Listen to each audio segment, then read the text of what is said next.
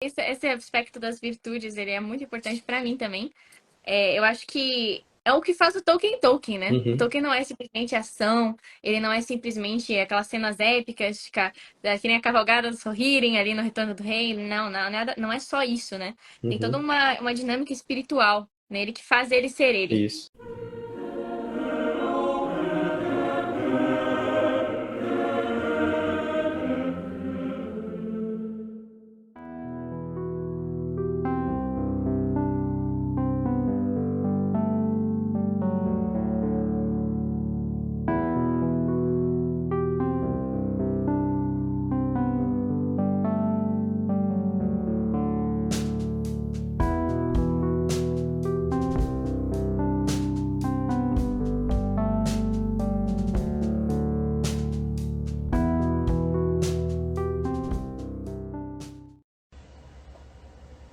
Boa tarde, então estamos ao vivo, é um prazer estar aqui com vocês. É, Vou chamar aqui, enviar o convite para o Sérgio.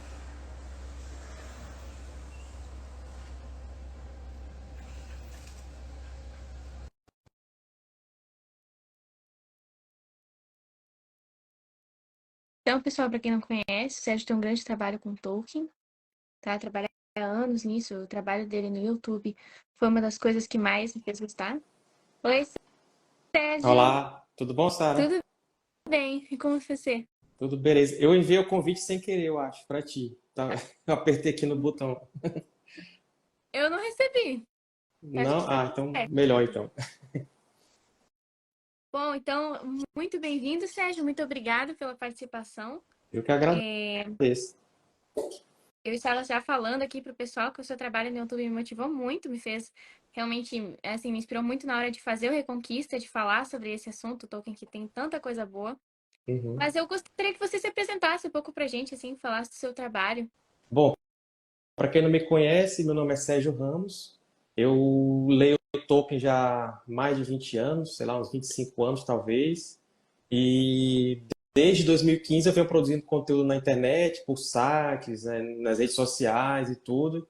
E aí já vinha no YouTube, mas só que eu sempre tive uma pulga atrás da orelha com a questão do catolicismo no Tolkien, porque o que eu via era muitas vezes ou ateus falando disso, e aí relegava a segundo plano esse aspecto tão importante da obra, ou então protestantes dando a sua própria interpretação protestante para aquilo que o Tolkien colocava, né? Ou seja, também deixando o catolicismo em segundo plano, né? E aí eu senti essa necessidade. E aí em 2021 eu criei o canal, o Guardião Católico, para falar exclusivamente sobre Tolkien e a Igreja Católica. E aí eu sempre tentei me basear muito no catecismo da Igreja Católica, porque é onde a gente tem basicamente tudo ali condensado da doutrina, do magistério, né, da tradição da Igreja, e, lógico, nas obras do Tolkien. Então, é interessante, a gente pode, quando está estudando o Tolkien, por exemplo, a questão do juramento, a questão do perdão, tudo isso aí, se você for no catecismo, vai bater com o que o Tolkien escreveu. Então, dá para fazer perfeitamente essa correlação. E aí eu comecei o Guardião Católico por isso, para evitar que pessoas que não veem tão bem o catolicismo ficassem falando de Tolkien e deixando de lado esse aspecto tão importante. Então, eu, como católico, né, eu resolvi assumir esse bastão aí, levar isso adiante, lógico, inspirado em Padre Paulo Ricardo, né? Quem sou eu para me comparar a ele? Mas assim, já que ele não fica falando todo dia sobre isso, pelo menos a gente tenta ali dar a nossa contribuição. Então, tem Padre Paulo Ricardo, o próprio Papa Francisco já falou umas 3 ou 4 vezes de Tolkien, grandes autores ingleses e norte-americanos, como Joseph Pearce, tem Bradley Beezer, que tem até livro dele traduzido no Brasil. Então, vários autores falam sobre isso. E até autores tolkienistas que não são católicos reconhecem muito a questão do catolicismo. Por exemplo, John Garth, que é até ateu, uma vez eu perguntei para ele numa entrevista se a importância do catolicismo, ele disse que sem o catolicismo não teria o Senhor dos Anéis da forma que a gente conhece. Tom Shipp também, que eu não sei se ele é católico, mas ele, nos livros dele não fala nada sobre isso, então eu pressuponho que nem católico ele seja, mas ele reconhece na questão das datas, por exemplo, quando Tolkien escolheu certas datas como 25 de dezembro, 25 de março para certos acontecimentos do Legendário, então ele coloca isso aqui é por causa do catolicismo do Tolkien. Então, assim, a gente vê que é um aspecto inseparável. E aí, já indo para os católicos, tem o Karl F. Hostetter, que é o editor de A Natureza da Terra-média. Ele é católico e ele faz questão de ressaltar isso, né? E na Natureza da Terra-média, ele colocou um apêndice só para falar sobre o catolicismo na obra do Tolkien. Olha, E ele fez isso com a autorização do Christopher, né? Quando o Christopher estava vivo ainda, o filho do Tolkien, que era o herdeiro literário e tal. Então, assim, a missão do Guardião Católico é essa, é evangelizar, mostrando que tem muito de catolicismo no Tolkien, né? Então, assim, é um canal eminentemente católico. Quem não gostar do catolicismo é bem-vindo para aprender, mas, assim, vai saber que lá a gente vai falar catolicismo puro, né? Não é nem a minha opinião. É o que a igreja ensina, o que está na Bíblia, o que está no catecismo, o que os santos falaram, né? Bom, acho que eu já falei demais, né? Então, não, muito bacana. Então, pessoal, já aproveita. Quem não é inscrito, vai lá e se inscreva no Guardião Católico. com certeza. Aproveita que tá no YouTube, se inscreve no Reconquista, porque esse aspecto das virtudes, ele é muito importante para mim também. Eu acho que é o que faz o Tolkien Tolkien, né? O Uhum, Tolkien não é simplesmente ação, ele não é simplesmente aquelas cenas épicas, que nem a cavalgada dos Rohirrim ali no Retorno do Rei. Não, não, nada, não é só isso, né? Tem toda uhum, uma dinâmica espiritual nele que faz ele ser ele. isso. Então, isso é muito, muito, muito próprio dele, é uma coisa que não devia ser negligenciada. E já Por isso aproveitando. que, só te cortando um pouquinho, eu já tô até, depois da segunda temporada da série, né, de poder, e do filme dos Rohirrim, que eu não assisti ainda, então só falo com base no trailer, já tô até meio revoltado com essa história de nerd ter abraçado o Tolkien, porque o pessoal costuma ficar muito assim na superficialidade, não sei o que tu falou, né? Ai, que batalha épica, que herói, que homem bonito. Aí então começa a exaltar a figura do Sauron, porque o Sauron é muito bonito, ele dá presentes, ele convence as pessoas e não sei o quê. Ah, porque essa Galadriel tá muito forte, tá maravilhosa, tá não sei o quê. E fica só nessa superficialidade, entendeu? Aí depois começa coisa até pior, que é ficar misturando Tolkien, personagem de Tolkien com personagem de outros de Marvel, de não sei o que, coisa que não tem nada a ver, entendeu? E eu já começo até a entender por que o Christopher, quando saiu lá atrás dos filmes do Peter Jackson, que todo mundo gosta, eu inclusive, ele já disse que não prestava. E ele disse assim: eu só vou virar meu rosto pro outro lado e não vou assistir esses negócios, essas porcarias. Porque ele já estava vendo esse processo começando, entendeu? O pessoal fica só na superficialidade, só quer saber de porradaria, de ação e tal, e não se aprofunda no que o Tolkien realmente queria passar, né? Na mensagem, no simbolismo que ele colocou na obra dele. Pois é, mas eu diria que isso não é nem só os nerds, é uma questão dos leitores também, porque é difícil o leitor pegar e perceber, né? Uhum. Eu me lembro que quando eu era criança e eu li O Senhor dos Anéis pela primeira vez, eu ficava tipo, meu Deus, por que que esses caras não param de falar? Vamos logo pra ação, eu quero drama, eu quero ver o que acontece na história. Só que Uhum. realmente, depois com o tempo eu fui perceber, né, que existe um grande valor naquelas partes descritivas, que nada ali é aleatório, tem Nada por muita, muita, acaso. muita virtude ali, muitos exemplos, né? O Uhum. Boromir, por exemplo, foi um personagem que me marcou muito, assim, a história dele de redenção. E, e é realmente triste que a gente não consiga mais, tenha dificuldade de perceber Uhum. esses aspectos, né? Mas é por isso que a gente tá aqui, né? Pra ajudar, pra oferecer esse apoio pra quem não percebeu ainda. Claro. E aproveitando, então, Sérgio, eu gostaria já de lançar o tema que é como nós podemos ver o catolicismo em Tolkien, principalmente no Senhor dos Anéis. Uhum. Porque todo mundo fala disso, mas ao mesmo tempo ninguém explica. É verdade. Às vezes pensa assim, não é porque o Gandalf ressuscitou, então é Jesus, né? Então, aí É. fica nisso aí também, né? Superficialidade. Então, assim, eu sempre gosto de começar com citações do próprio Tolkien. Eu sempre coloco, tem várias, dele falando que a obra era católica e tá. Aí eu vou destacar só duas aqui para a gente não ficar muito né, nas leituras aqui, mais para explicação, né?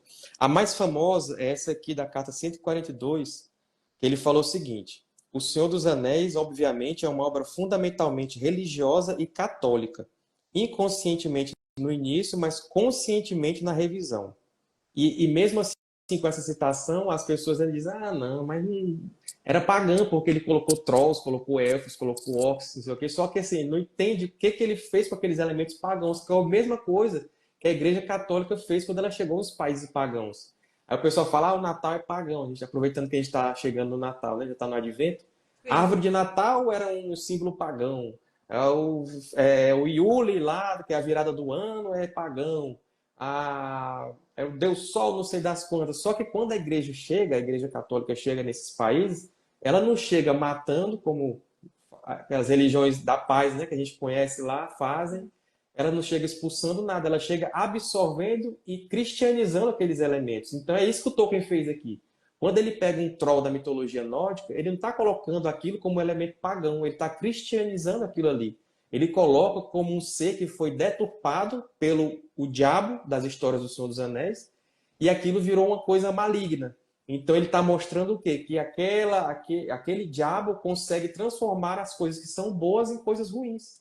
Então ele não é um elemento pagão, ele pegou aquele personagem, mas transformou num elemento cristão. Então é isso que ele fez com os elfos, com os orcs, com tudo. Então, mas as pessoas às vezes ficam só nessa, ah, não, mas porque é elemento pagão, então é pagão, mas não é. A obra toda é católica.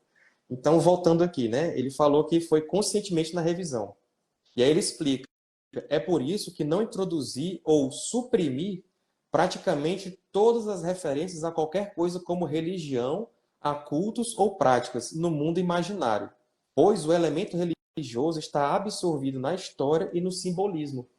Todo mundo sabe que o Tolkien era contra a alegoria. Então, assim, o exemplo mais famoso é o Aslan das Crônicas de Nárnia, que C.S. Lewis escreveu. Então, Aslan é Jesus.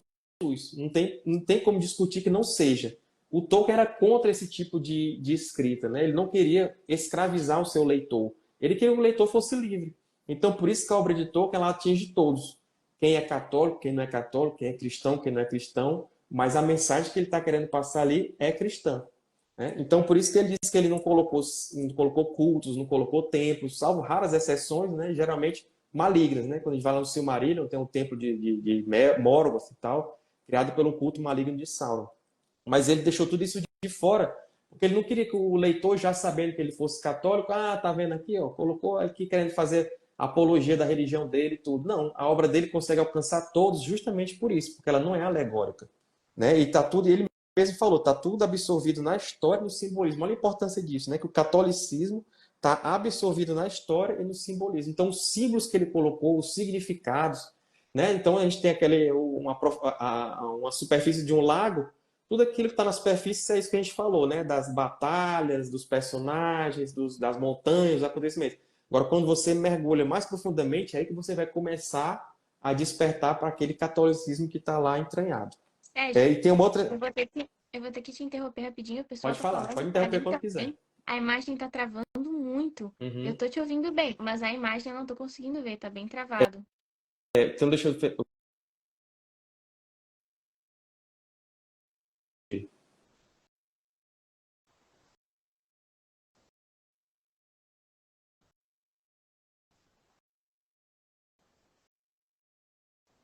Agora melhorou um pouco. Ainda tá meio Tá, granulado, melhorou um pouco. vamos ver se melhora aí. Qualquer coisa a gente vê o que pode fazer aqui. A segunda citação, ele fala o seguinte: sou cristão, o que pode ser deduzido a partir de minhas histórias.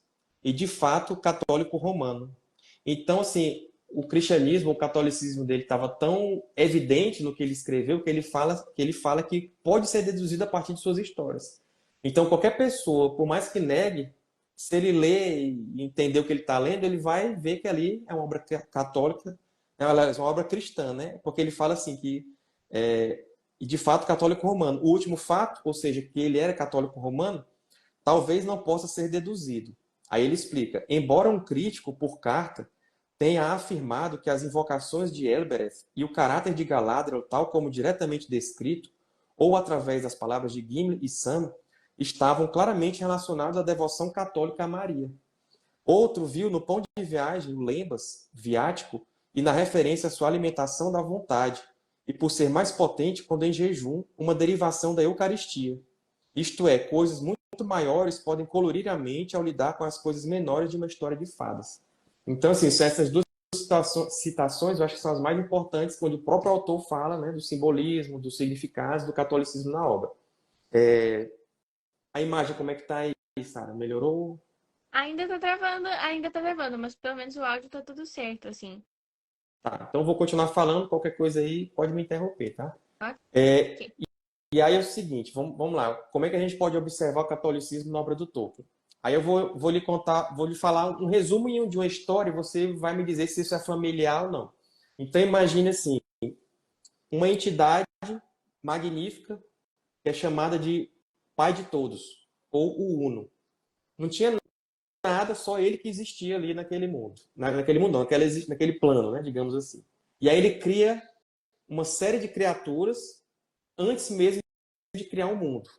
Então, ele começa a conviver com aqueles filhos dele, que são seres espirituais, estão em comunhão com ele, e de repente ele vai criar o mundo, e aí ele cria o mundo. E aí dentro desse mundo ele coloca habitantes. E ele chama os habitantes desse mundo, né, os principais de filhos, né, são seus filhos. E daquelas criaturas que ele tinha criado antes do mundo, elas entram lá dentro para ajudar, né, o funcionamento daquele chamado mundo. E lá dentro você tem um rebelde. Esse rebelde, que era da mesma natureza daqueles outros seres, ele se rebela e quer as coisas do jeito dele. E aí ele arregimenta uma série de filhos, daqueles filhos daquele pai de todos. Alguns deles se voltam para o mal, outros vão para o mal, mas depois se redimem e voltam para o bem de novo. Ocorre uma série de batalhas ao longo das eras. Depois ainda tem uma batalha nos céus envolvendo um grande dragão, que depois cai, e acontece tudo isso. Eu não estou dizendo qual é a história que eu estou falando. É um Aí, resumo do Silmarillion. É, mas ou, também poderia ser da Bíblia. Poderia ser da Bíblia. exatamente, entendeu? Então, eu estou contando a história do Silmarillion e da Bíblia ao mesmo tempo. Do Gênesis, do Apocalipse.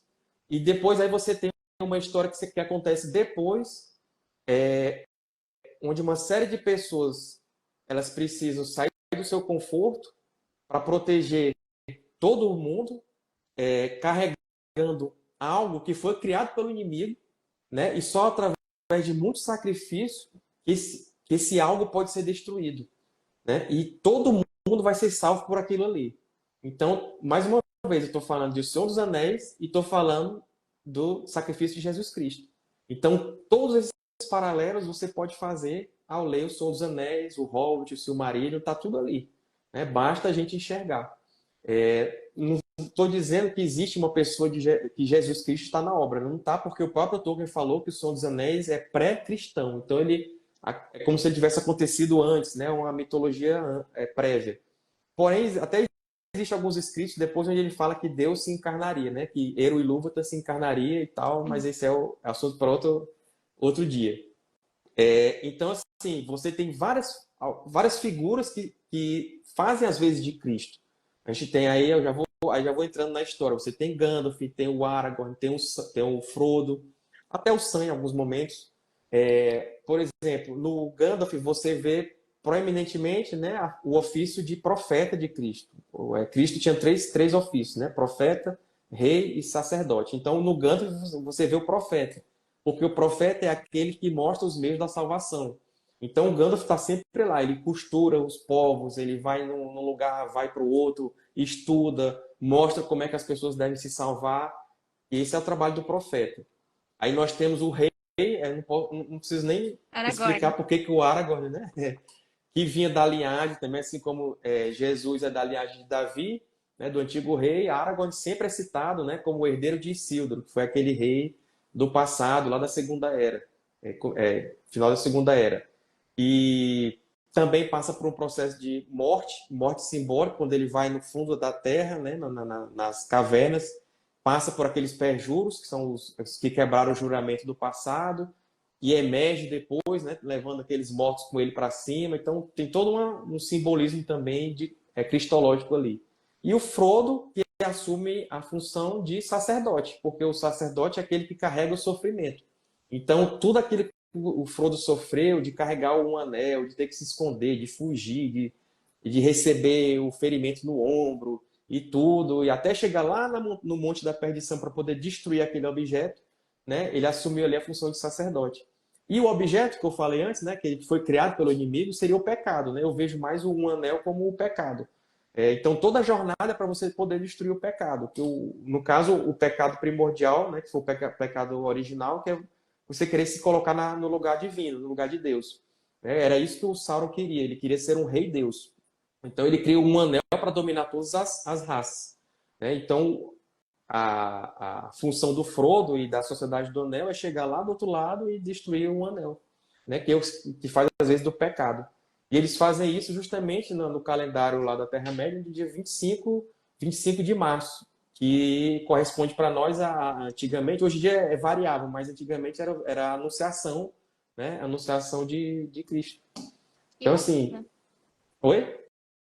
Não, que Ah, bacana. E dá pra pois ver é. que ele tem um pouco de superioridade em relação ao que o Lewis fez, por exemplo, porque ele, apesar de ele ter tudo isso, ele Uhum. não força. Então não Sim. é que nem se ele escravizasse o leitor. Uhum. Ele deixa livre. Você pode interpretar o anel como pecado, mas você também pode interpretá-lo como uma máquina, que sei, a modernidade ou Uhum. algo do tipo.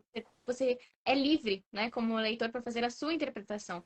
Por isso que qualquer pessoa lê Tolkien, mas nem todo mundo consegue ler Nárnia, por exemplo. Exato. Uma coisa muito interessante, uma das que mais me fazem achar o Tolkien, assim, o cara superior, sabe? Porque ele consegue Uhum. atrair todo mundo. Todo mundo consegue lê-lo. E todo mundo aprende com ele alguma coisa. Independentemente da religião, da posição política, das vivências, tudo, todo mundo se identifica com Tolkien. Porque são as verdades, né? O que ele está passando são as verdades universais. Por mais que a pessoa seja até ateu, Deus colocou dentro dele ali aqueles princípios, né? Ele sabe que Deus colocou aquela sementinha em todo mundo. Então, lá no fundo, o cara tem uma tendência, né? Ele tem algo que ele está buscando. Para nós é a verdade, é Cristo. Né? Olha só. Muito bem, então você já respondeu boa parte da minha pergunta, Sérgio. Mas eu gostaria de perguntar, assim, mais especificamente, assim, porque a gente sempre vê do Senhor dos Anéis, né? Muita gente que Uhum. fala desse aspecto de catolicismo fala do Senhor dos Anéis. O Silmarillion, tu já falou. Mas e o Hobbit, Sérgio? Dá pra ver alguma coisa do cristianismo, do catolicismo no Hobbit? Dá. Nessa história mais infantil? Dá. Primeiro a questão do peregrino, né? Porque nós somos peregrinos nesse mundo aqui. A gente não está aqui para ficar aqui, a gente está só de passagem, né? E o Bilbo, ele também, ele pensou que ele estava ali só para o conforto, né? Então ele tinha aquelas trilhas que ele gostava de fazer, confortáveis, voltava para casa, fazia o peixinho frito dele, e lia, fazia mapas e tudo, e pensou que a vidinha dele era aquela vidinha burguesa ali, tranquila. Mas ele só encontrou o significado real da vida dele quando ele sai porta fora, ele se torna amigo dos anões, né, dos anãos ou anões, né, vocês sabem que tanto faz na tradução nova é anãos. Então ele se torna amigo deles e aí ele começa a se realizar vários sacrifícios para poder salvá-los, né?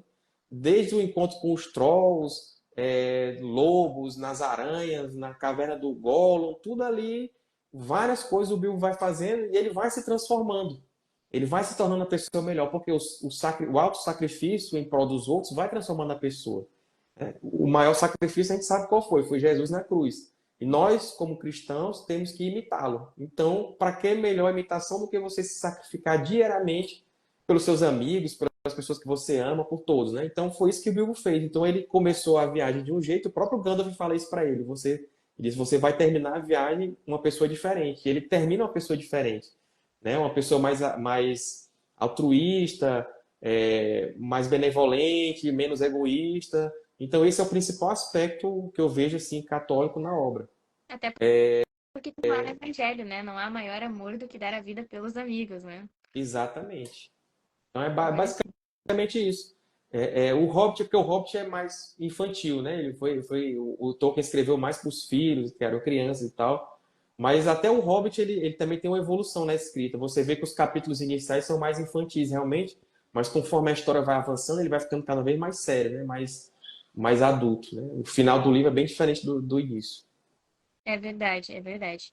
Então, mas se tá tão transparente assim, se a gente vê tanto isso nas obras dele, qual que era a relação do próprio Tolkien com a fé? Porque, tipo assim, o que que era tão importante pra ele colocar em todas as obras dele, né? Uhum, E como que isso marca a vida dele? Porque o Tolkien, certo. ele era muito católico, assim, pelo que a gente consegue ver das obras, né? Uhum, Isso era importante para ele pessoalmente, né? Certo? uhum. Eu acho que assim faz parte da própria nossa vivência mesmo como católicos. Eu acho que quando tu criou o canal, também viu, eu quero falar do catolicismo. Eu, quando eu fui falando cada vez mais de Tolkien, aí eu também teve um tempo que eu fiquei afastado da igreja, nunca deixei de ser católico, mas tem aquele período que você, não vou para missa, estou com preguiça, Sim. esse tipo de coisa, né? Então, foi depois que eu casei que eu fui voltando e tal, de 2017 para cá. E aí foi aumentando a vontade de falar sobre isso. Então eu acho que era isso que o Tolkien tinha. Ele, quanto mais ele fosse escrevendo, mais ele queria mostrar o catolicismo dele. Né?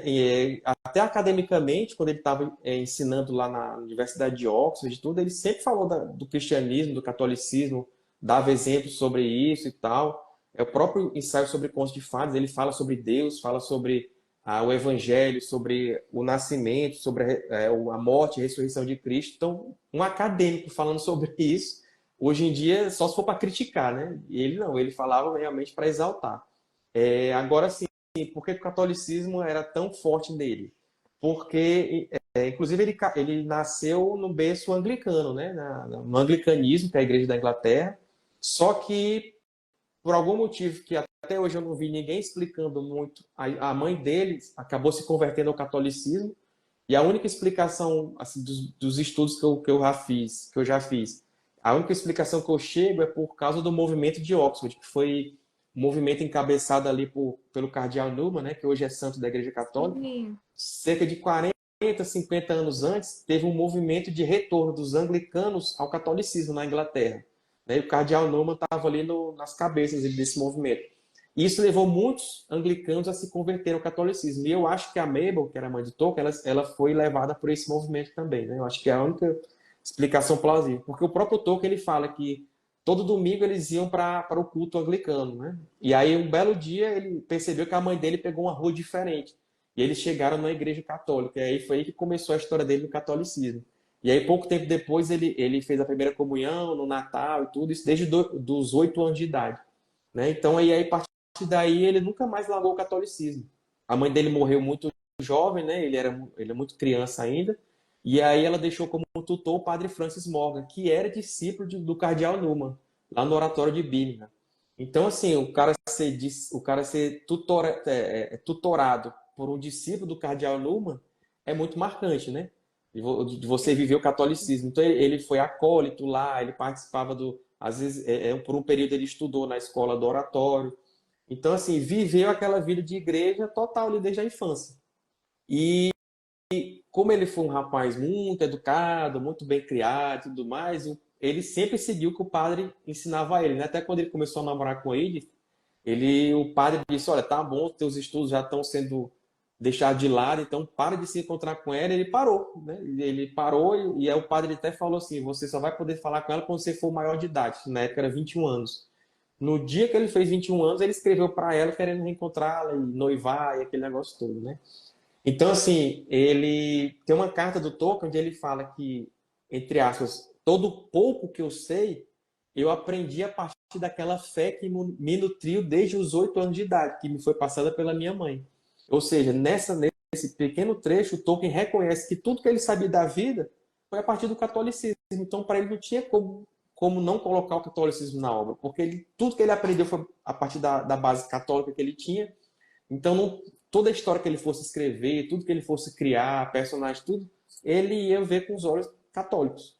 Né? Essa história de hoje em dia do católico praticante, não praticante, não existia para ele. Ou era católico ou não. Então, tudo que ele viesse a falar, ensinar, escrever, tudo vinha a partir do catolicismo, porque essa era a visão de mundo dele.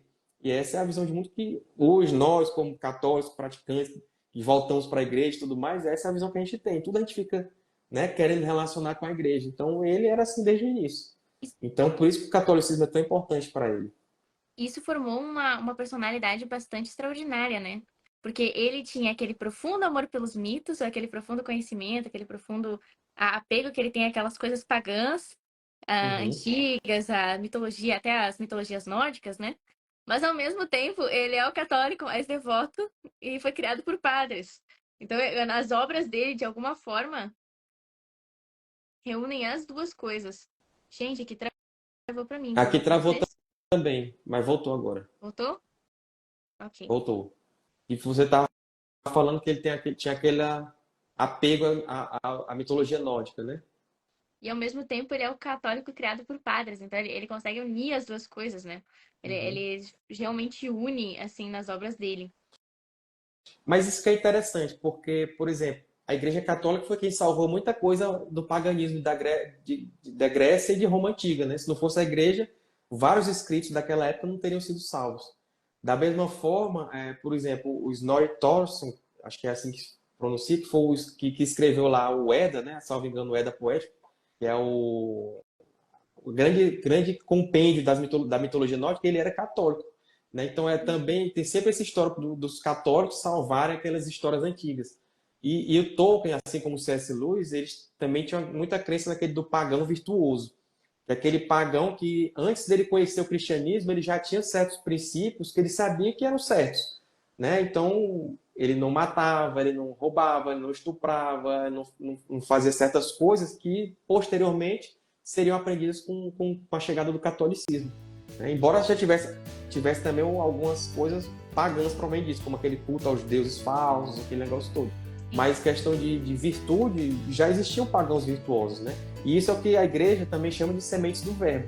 É por isso que Tolkien conseguia ver a beleza também nas mitologias pagãs, porque ele sabia que tinha essas sementes do verbo nessas mitologias. Nossa, é verdade. É verdade, dá pra notar que ele percebia isso. Ele tinha uma clareza muito grande sobre as coisas.